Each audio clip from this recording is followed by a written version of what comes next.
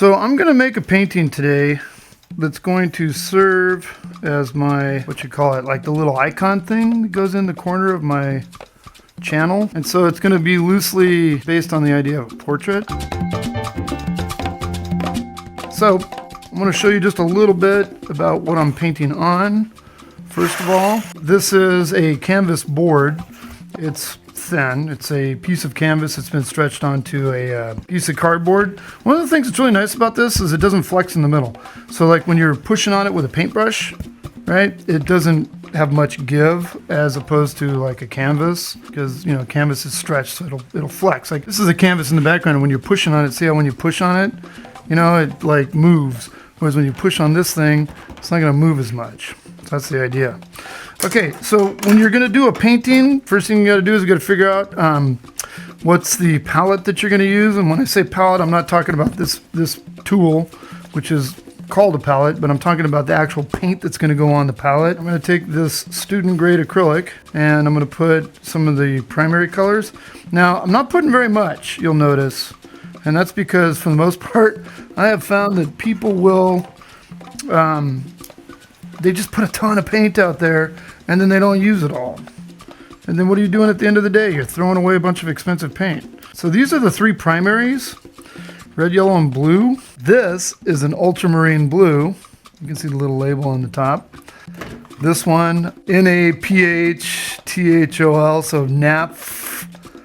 Wait, PH is the F sound, right? Yeah, naphthol, I think. Crimson. This one just says yellow medium AZO. I don't know what AZO is. Notice that my paint, by the way, is moving. And that's not a good thing. It's cheaper paint if it's moving like that.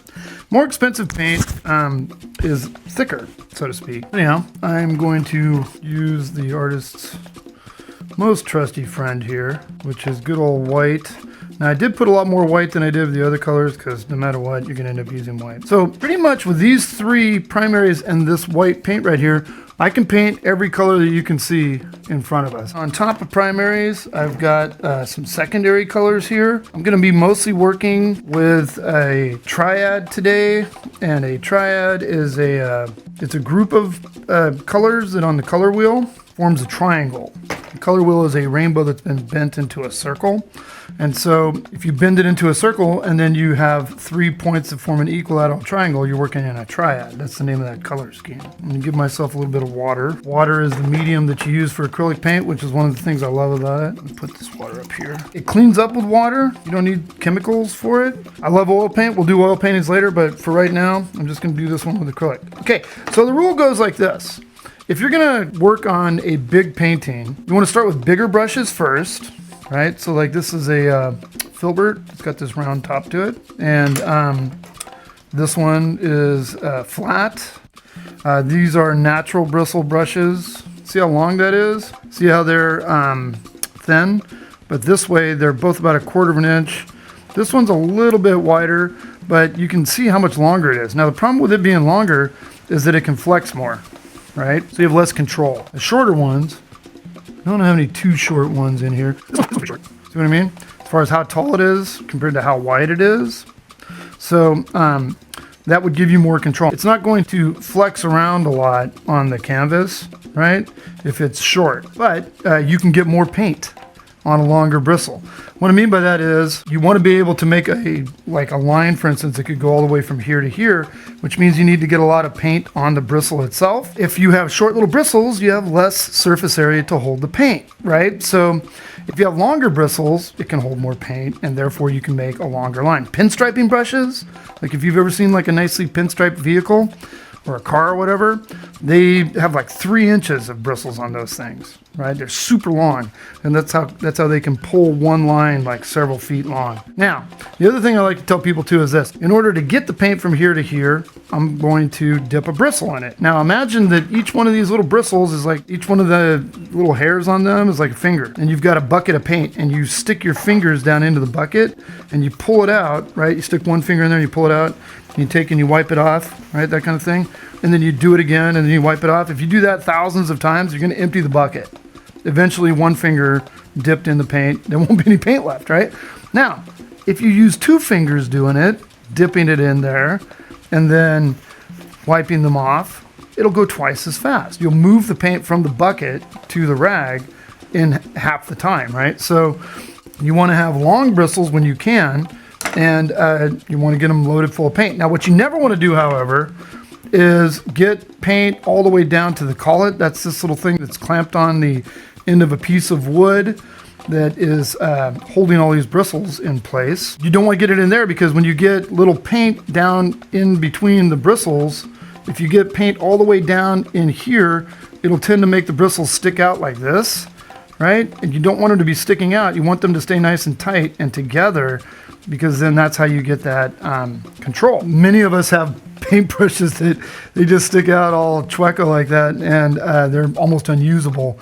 And it's because we've gotten paint down inside of there. And then also when you're cleaning your brushes at the end of the day, you want to make sure you clean them out. So I am going to start out with this brush. And basically what I'm going to do is I'm going to get my bristles wet for no other reason than just good luck. I'm going to take some of this yellow and some of this red and see what kind of orange I get. I'm mixing this with the brush. And when I say with the brush, I could use what's called a palette knife. These are really helpful tools where you can take some paint and like take some of this, put it over here, and then you can mix it like that with it. A lot of people make the mistake of mixing their paint with their brush itself. And when you do that, when you mix the paint with your brush, then you end up with brush problems. So I want I want more yellow. Now yellow is not a very strong color. So what I mean by that is that I'm gonna just put that over there by itself. Because it's not a very strong color, the red just eats it. So I want kind of a yellow orange to start with. And then what I'm gonna do, like I said, I already got it wet, is I'm just gonna paint. See how long I can make that line? I didn't have to dip my paintbrush twice. I'm gonna get some more water. The reason I got water is because water reduces the viscosity of the paint. And by reduces it, what I mean is it makes it thinner. And when the paint is thinner, it can flow. So you can make longer lines with it. The problem is the more water you add, the more transparent your paint gets. So what have I done? I've got something kind of happening over here. I'm gonna mess with that. Now what I'm doing here is I'm playing with the idea of these lines.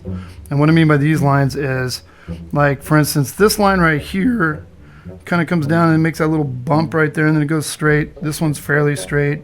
I can have another one that's kind of straight. So straight lines are the opposite of curved lines. And then also by twisting my brush, I can make that line get really thick right there. So I'm kind of looking at like, what am I doing here? I'm starting to see kind of a structure of this thing, and I'm trying to decide if I like it or not. Okay, so now what I'm gonna do is I'm gonna get some, because I said I was gonna do a triangle, so yellow, orange, blue, purple, and yellow, orange, blue, purple, and then red. Forgetting my color wheel all of a sudden. I go over here, and then I'm gonna have blue, purple, between blue and purple, and then I'm gonna go over here and figure next to red. Oh, red.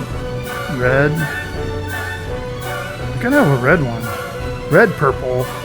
It's not blue, purple. It's gonna be blue, green. Yes, blue, green. Haha.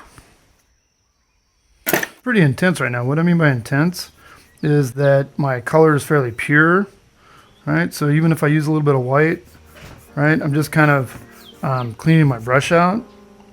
It's kind of nice to have your brush get clean. And then, so now I've got it clean enough, I believe, that I can get some blue-green going. And I'm gonna maybe follow that line. I'm gonna have that one go right over the top of that. Now, when your paint is really thin like that, it's not very opaque, meaning you can kind of see through it. So if I add a little bit of white, that'll make it a little bit thicker and make it so that it's like more opaque. I kind of like what's happening over here with this. Now, what am I doing here? It's kind of like jazz. And what I mean by like jazz is it's like, what is this painting, what is it asking me for? What does it want? There's places where nothing's happening, There's things that are like really bold that kind of trail off and lead you away to nothing again. So we'll see where that goes. So I've got the blue-green. Go a little bit more over here. Get some more of that white. The first letter is P.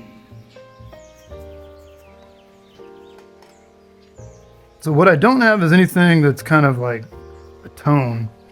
And by a tone, what I mean is a color with gray added to it, or a color even with kind of its opposite or black in there. I'm going to mix that green that I just had straight in with that other stuff. And now I'm going to get this kind of, it's still like it's kind of like a yellow green kind of thing. But I'm going to put that in there to kind of create an area where it's not so pure and intense.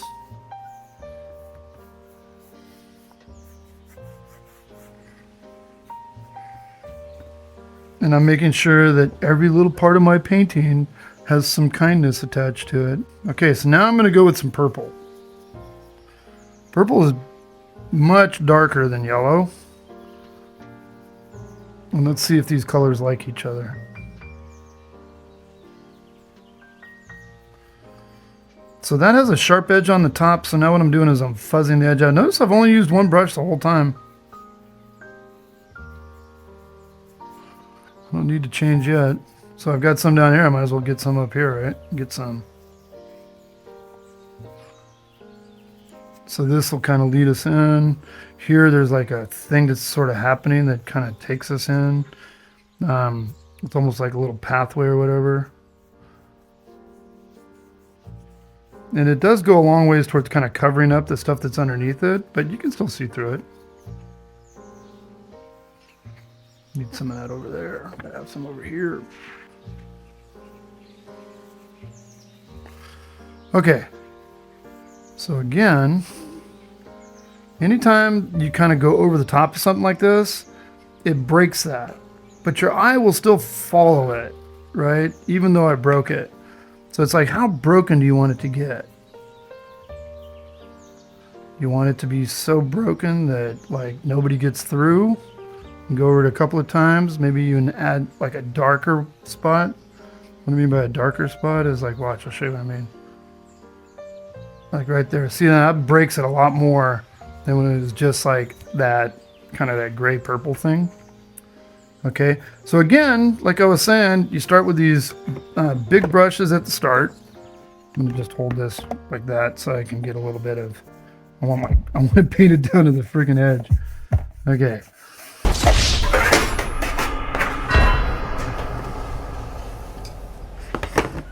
It's okay. It's your world. You can paint. Okay, so now I've got some white.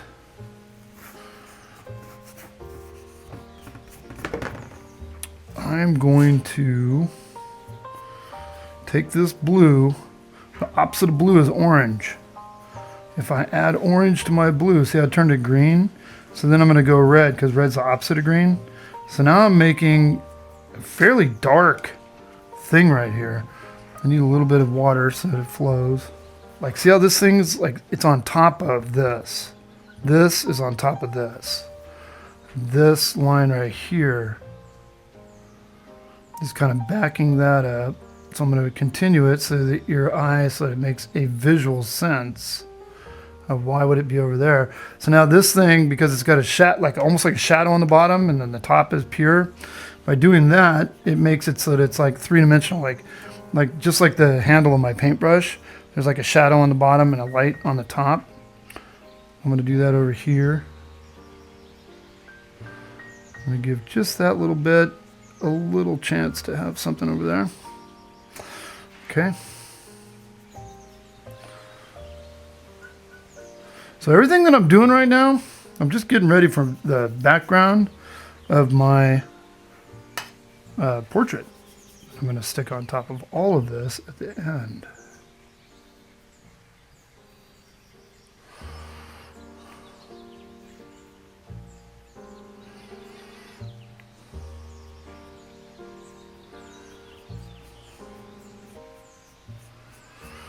This, I'm kind of leaning this in a little bit. I need something happening up here, don't I? And I'm going to work in some more of this kind of green. This green is really strong.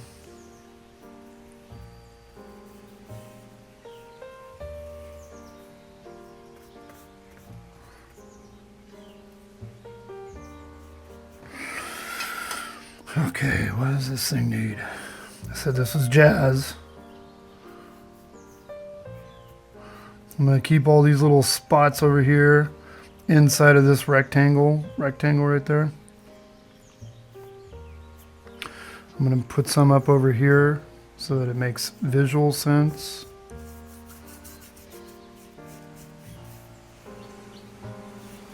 It's like, oh, he doesn't just have some over here, he's got some that's up over here. And I'm making this nice and thin. You can see through it. And by being able to see through it, it lets that stuff from underneath kind of come through.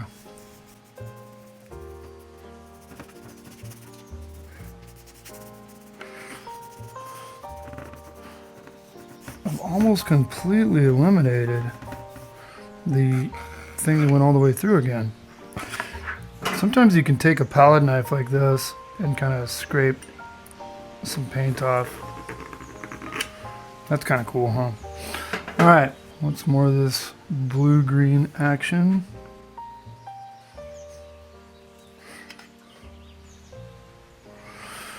And then for some reason it did like a hooky.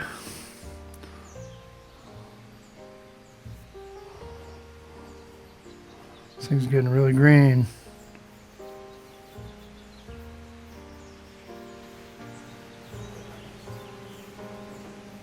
So green and red are the opposite. So if I add red to my green, see, that makes almost like a black.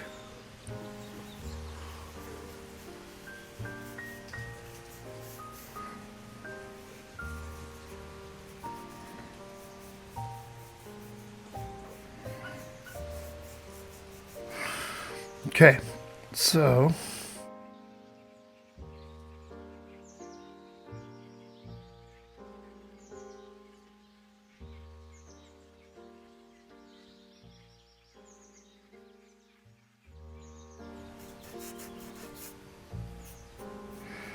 ooh, I really like that. I don't know why, I just think it's really cool.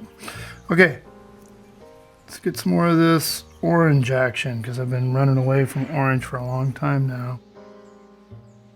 The second letter is A. That's a fairly thick orange line right there.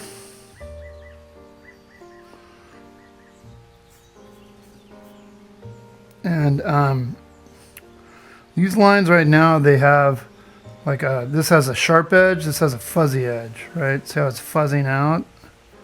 And that's kind of cool. You can kind of fuzz that down. Filberts aren't really good for fuzzing, but because they do produce kind of a nice, kind of a controlled line kind of thing. So I'm about to use up all of my orange. Let me get back here with you. I'm going to stand behind the camera, see what's happening in this thing.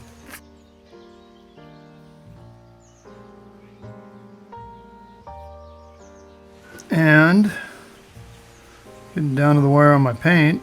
Remember I told you don't need that much paint.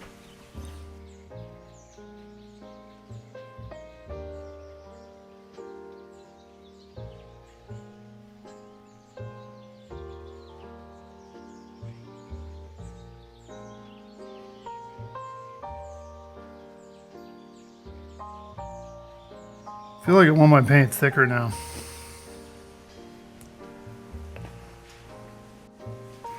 So I'm really trying to lay it on a little bit more.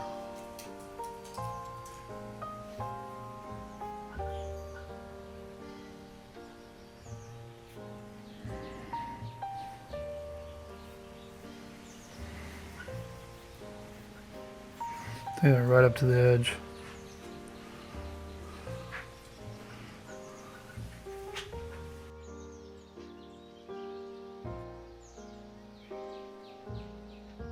Ooh. You know what I need? I need some really thick yellow. So I got to get my brush cleaner for this action.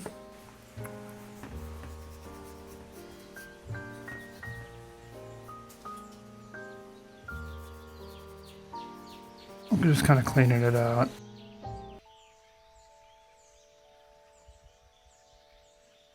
Putting some of this white in here where it's going to make a difference.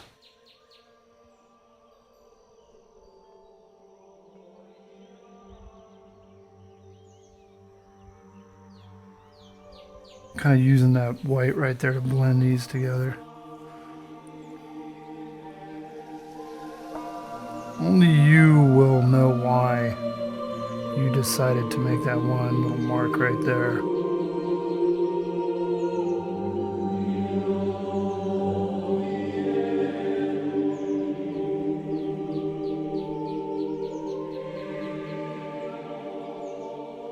Alright, I never did like this red. Red orange. Ooh, kind of like what happened there.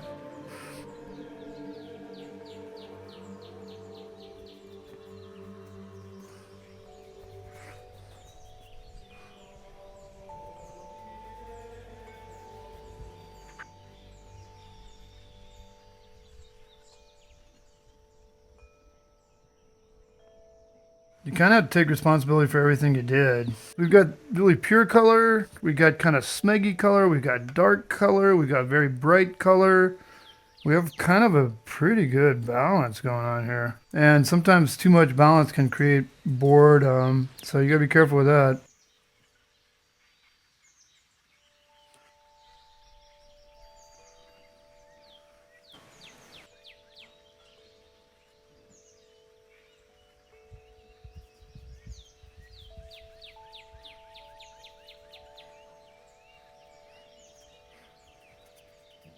How much paint do I have left? Just kind of filling in some spots that I feel like they kind of need it. They need to be filled in and blended together.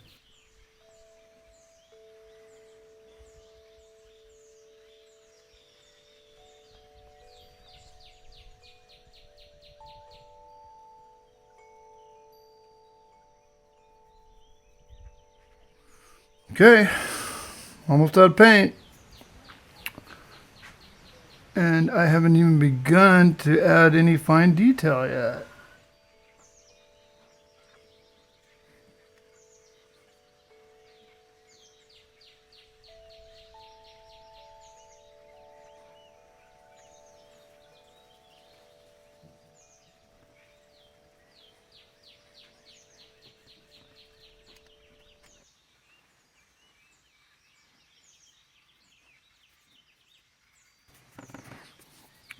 There's pretty green in here. Yeah, I think I kind of like it. What do you guys think? Could do anything with this red. So now what I'm going to do is I'm going to clean off my palette for now. I'm just sort of scraping off all this excess paint that I don't need anymore. That's what a good palette knife is for.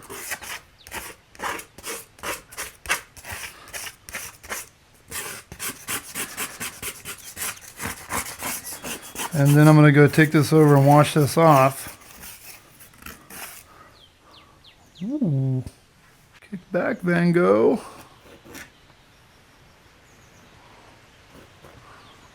Van Gogh very famously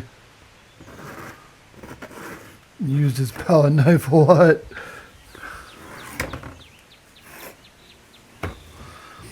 Because you wouldn't want to waste any of that paint.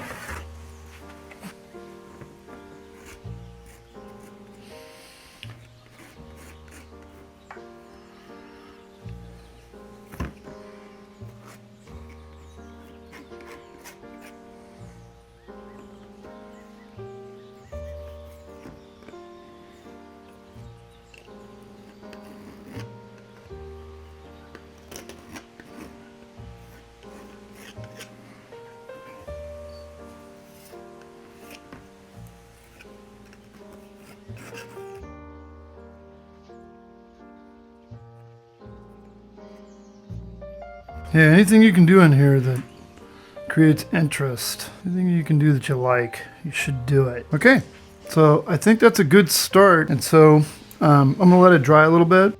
The third letter is I. I'll take that. I'm gonna let it dry a little bit, and then I'm gonna come back and I'm gonna add some fine detail. So I'll be back in a bit. Opa! Opa, clapping style. All right, we're back. Now what I'm really interested in is using some smaller brushes, kind of mess around with some smaller areas on the painting. It's not a very big painting. So I'm gonna use a round, which is kind of like, it's almost like drawing with like a ballpoint pen. This one is a number 9, or no, sorry, number 6. I was looking at it upside down. So I've got the camera a lot closer because I'm more interested in showing you some of the brush movement right now. So I'm just gonna kind of come in here and kind of trace some of this stuff. See what happens with that. Right now I'm just using this white.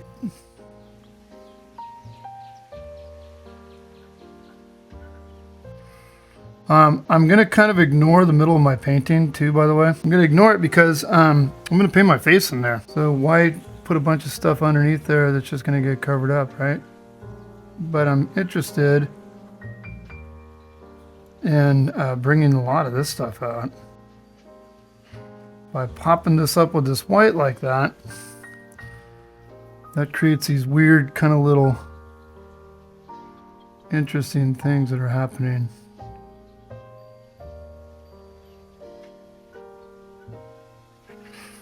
Again, it creates three-dimensionality.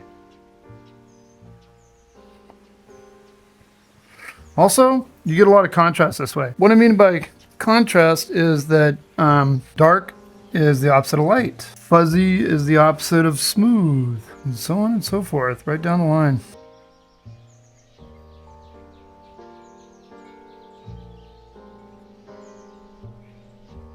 So by putting something really light next to something really dark, it makes those things stand out a lot more. At least that's what I'm hoping for. I twisted the brush a little right there because I have paint on all sides of it.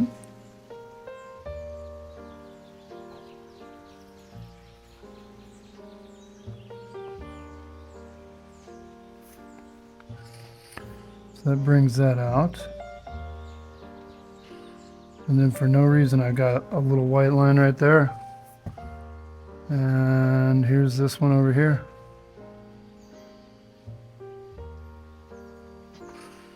Kind of have to get enough paint on there so it covers it.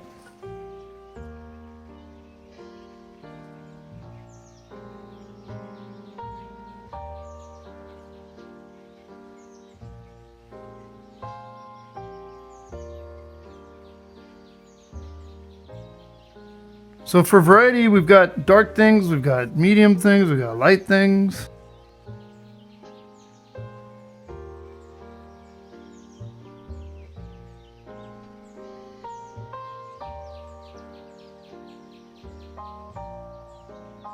So I'm creating a lot of sharp edges. Kind of takes away from some of the fuzziness that is there.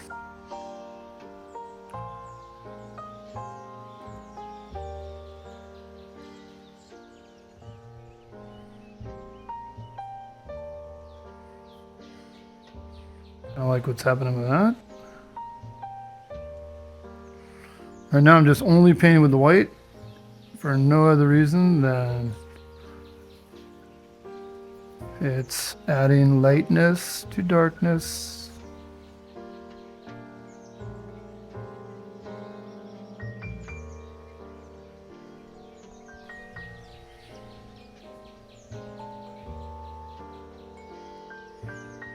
That thing's kind of coming in like a freaking comet, right?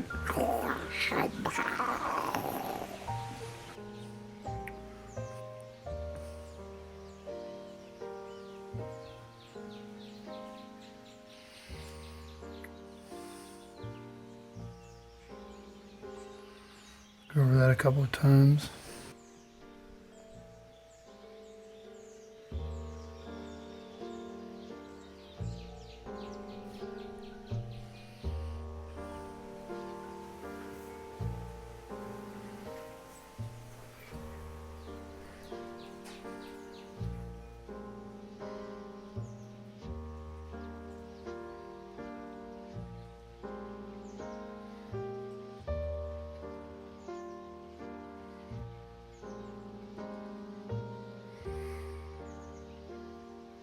So sometimes you gotta take risks with art and hope for the best.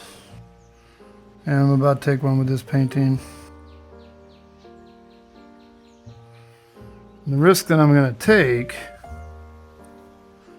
is I'm gonna paint my face on this. So if I'm gonna paint my face on it, I gotta decide if I want to paint it like in natural colors, you know, like actual sort of flesh tones, which are just kind of light orange with dark orange. And a little more red. Get the rosiness in my cheeks.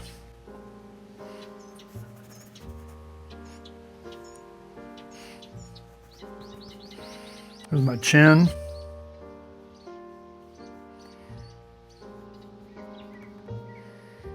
This is the side of my head up here. Here's my nose. Now, if you want a face to look like your face, it's all about the metrics. And what I mean by metrics are measures of things, right? There's a little bit of neck.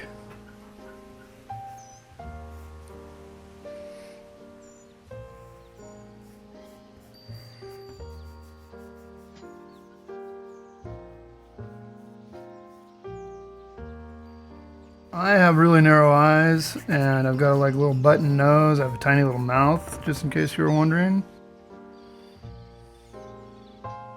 In my picture that I'm looking at, I've kind of got a little bit of a tilt in my head, tilting in one direction. So now I'm going to get that orange, and I'm going to add a little bit of blue to it, because that makes orange dark.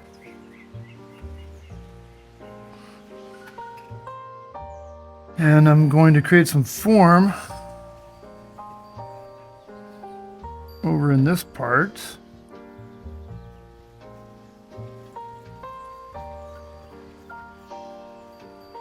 I'm going to map out like my eyes somewhere in here. And the other eye is kind of up in this area. Top of my head's going to be up in here, by the way. I haven't drawn the top yet, so don't get too worried about that. Got a little crease right there. So what I'm drawing right now is just the sort of the form of my face kind of thing. Got an ear over there.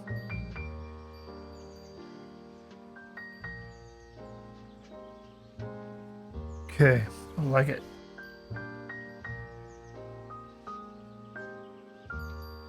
Now, need to add a little bit of gray for a shirt.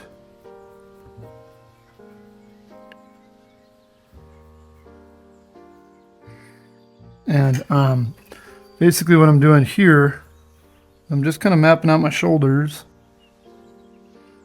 There's the color of my shirt. So here is the top of my other shoulder.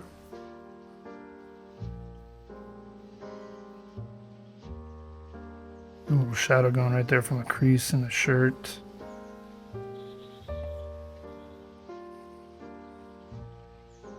Okay, and then up here, there's a shadow off of my cap. There's a little bit of a dent in the cap over here. Top of cap. And then cap gets kind of white over on this side. And maybe a little bit higher like that. I'm gonna have to come up more. Okay, so most of the time, I've kind of got my head tilted back a little bit, but most of the time your eyes are in the middle, sort of halfway between your chin and the top of your head. All right, so that's why I'm putting mostly this is cap head up here.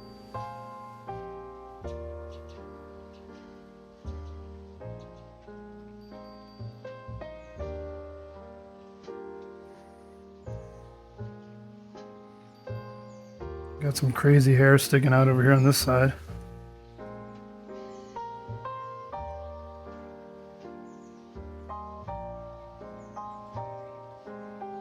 Gonna have to come a little higher over here.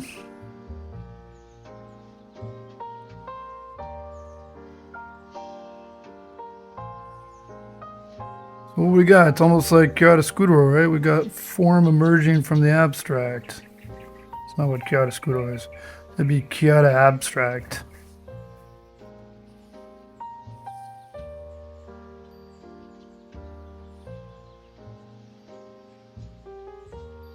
So now I'm using just sort of blue around this outer edge. Got a pretty strong shadow over here on this side. Leave that kind of fuzzed. My mouth, which is small, is actually fairly large for me.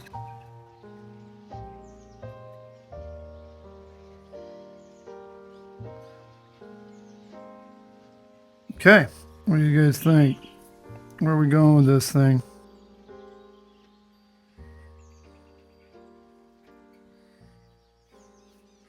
Oh, I know what I need.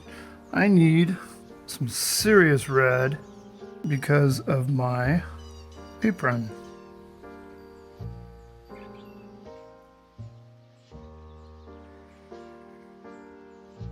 So this apron just kind of goes down like that.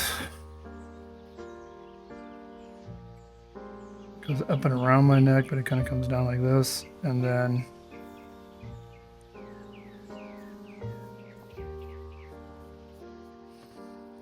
that is Mr. Apron Man. Okay, I need some more white paint because I have a lot of white on my face these days.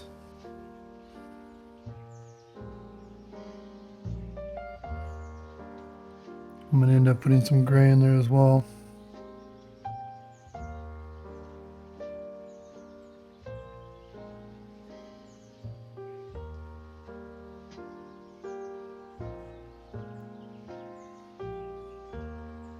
That's my ear.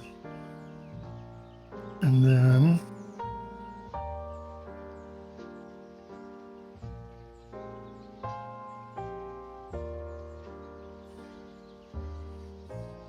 okay, I'm also going to put a little white on the tip of my nose. Right about here. Over here on this side, maybe a little bit over there.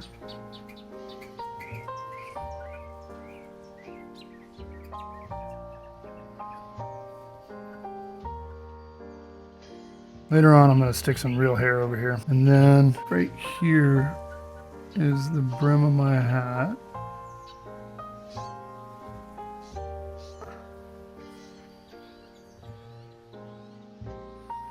All right, so now I got to get it darker in there and around my eyes. I'm looking at a photo of myself that I should show you guys the photo. It's not a very good picture of me, right? Especially one for painting, but it'll work. So now what I'm going to do is I'm going to get my small brush again. Need some more red paint. Need more yellow as well.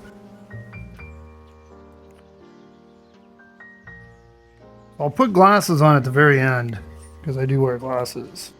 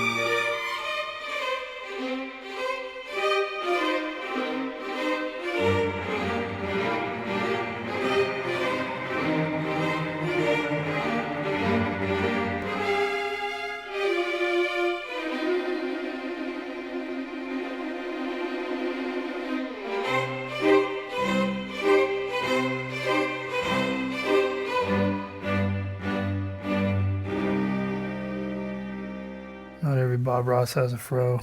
Ooh, I don't want that red. So, the artist's best friend, paper towel. Wipe that down. No, just go over that with some of this. It's my world. I can do whatever I want in it.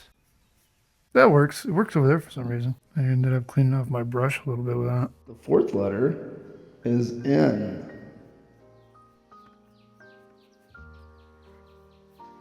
Okay, so there I am, emerging from my abstract painting.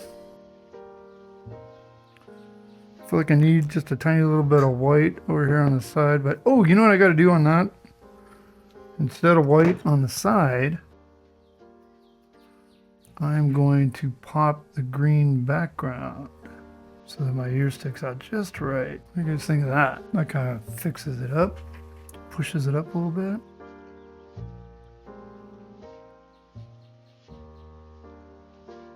And again right here. Yeah, so it creates that contrast, right? So like see how the white next to the hat, that doesn't really pop out, but the dark next to the white does, or the dark next to the white over here. So I think I like it. I just need to paint internet art teacher on there. So let's do that and finish this painting. Internet, enter.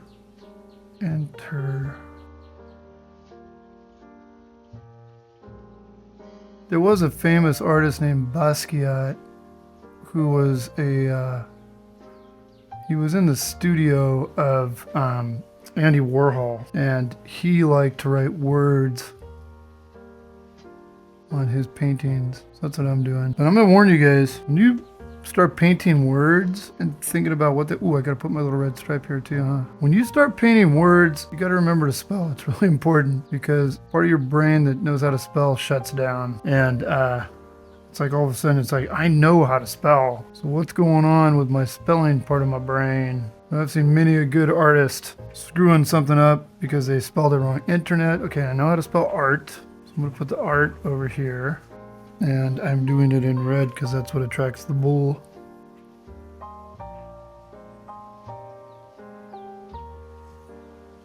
I'll pop it up in a second here. Now I know that that right there is not going to show up. It's that green background. T-E-A-C-H-E-R. So I'm going to start with a T-E-A-C-H-E-R. So I'm going to start with the letter C down here. Spacing.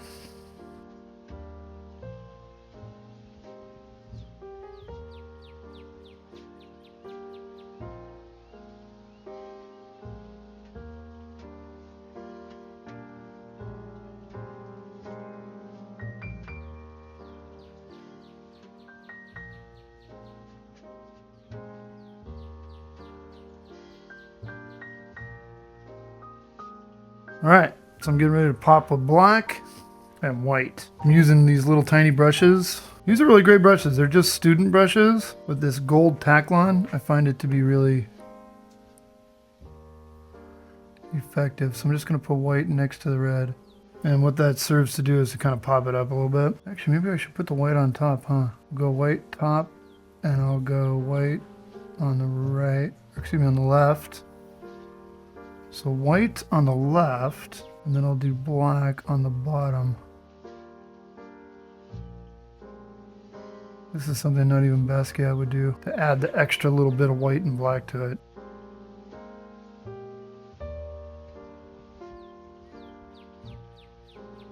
So again, you want to keep all that paint up on the tip of your bristles, and then that will make it so that it goes on nice and easy. You get a lot of paint.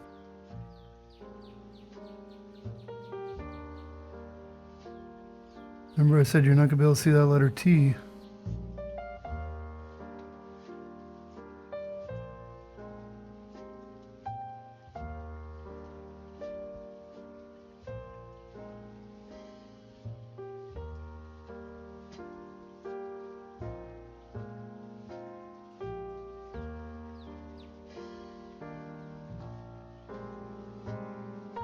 Hopefully now you can actually read it a little easier. And hopefully this is the first of many of these paintings that we'll make together.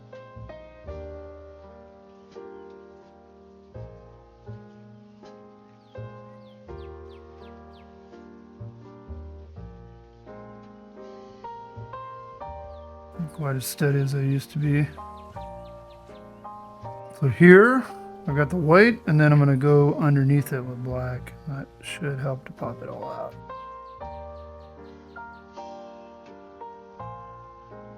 Just like Basquiat. So black goes on the right side and on the bottom.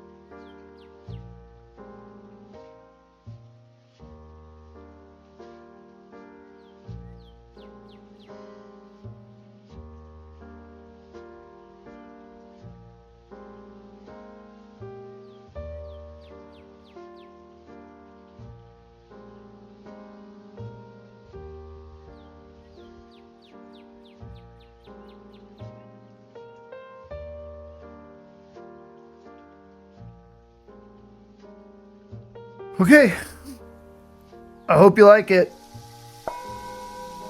Okay, so to wrap up on this painting we made today, I think the number one thing that I want to say about this whole experience is, hey, here's a problem with portraits. You know, everybody knows this. Whoops, I just screwed that up.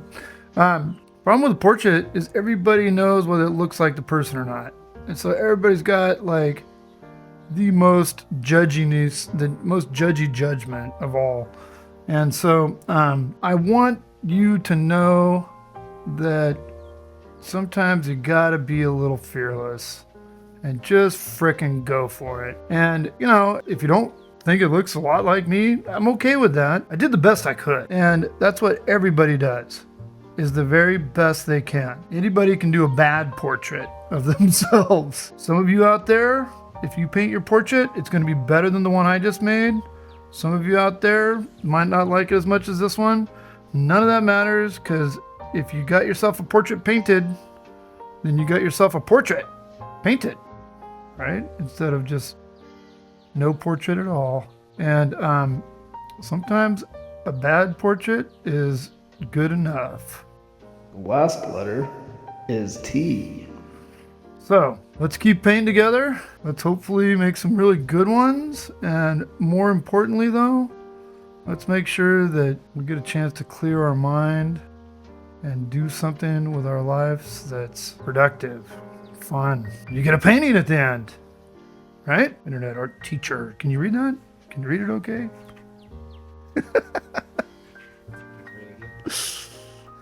All right, now I'm done. Stop! If you're already subscribed, you know what this is all about. On each one of these videos, we're going to be doing a giveaway, and you potentially could win one of these artworks or even a potential commission for an artwork. So you need to leave a comment, including the code word that you will find embedded in the video. Then you got to like the video, of course. You can send your submissions at submissions.IAT, capital IAT for Internet Art Teacher, at gmail.com. Submissions. Capital I, capital A, capital T, at gmail.com.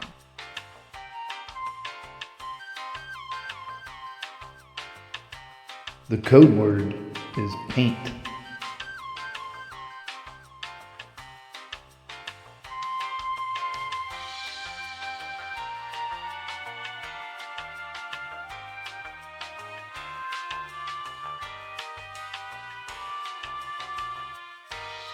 Your world.